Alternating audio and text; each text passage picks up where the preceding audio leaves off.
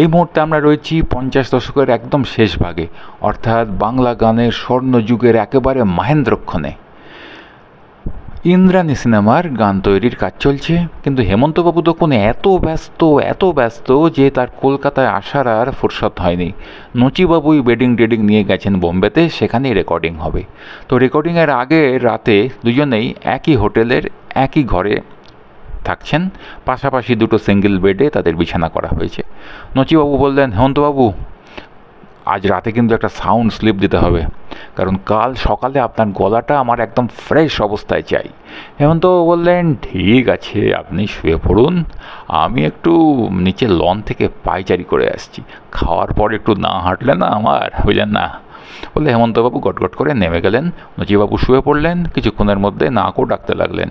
পরদিন ভোরে উঠলেন, উঠে মুখ টুক ধুয়ে তৈরি হচ্ছেন, রেকর্ডিংয়ে বেরোতে হবে। হঠাৎ তার চোখ পড়ল হেমন্তবাবুর বিছানার দিকে।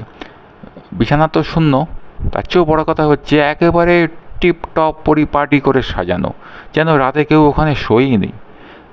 ভাবলেন হয়তো মানুষটা আরও ভোরে উঠে তৈরি হয়েছেন।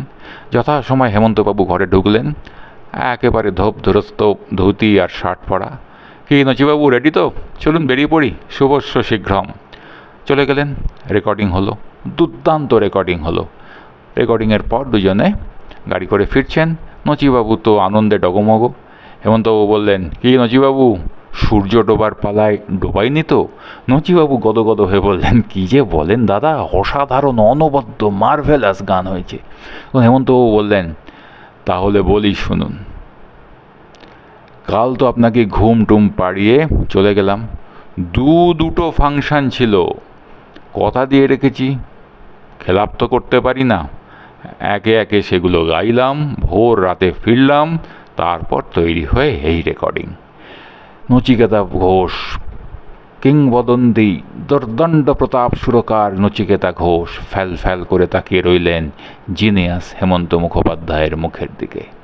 সেই গান এখন আমরা শুনবো আমার মার গলায়। সূর্য ডোবার পালা আসে যদি আসুক ব্যস্ত, গধূলির রঙে হবে এ ধরনী স্বপ্নের ব্যস্ত ব্যস্ত ব্যস্ত। সূর্য ডোবার পালা আসে যদি আসুক ব্যস্ত, গধূলির রঙে হবে এ ধরনী স্বপ্নের ব্যস্ত ব্যস্ত ব্যস্ত।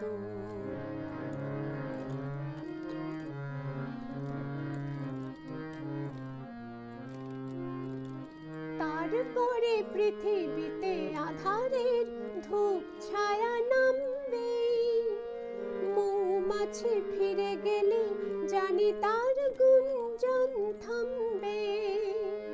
তারপরে পৃথিবীতে আধারের ধূপ ছায়া নামবে, মৌমাছি ফিরে গেলে জানি তার গুঞ্জন থামবে। সে আধার নামুক না, গুঞ্জন থামুক না, কানে তবু রবে তার রেস্ত ব্যস্ত ব্যস্ত। সূর্য ডোবার পালা আসে যদি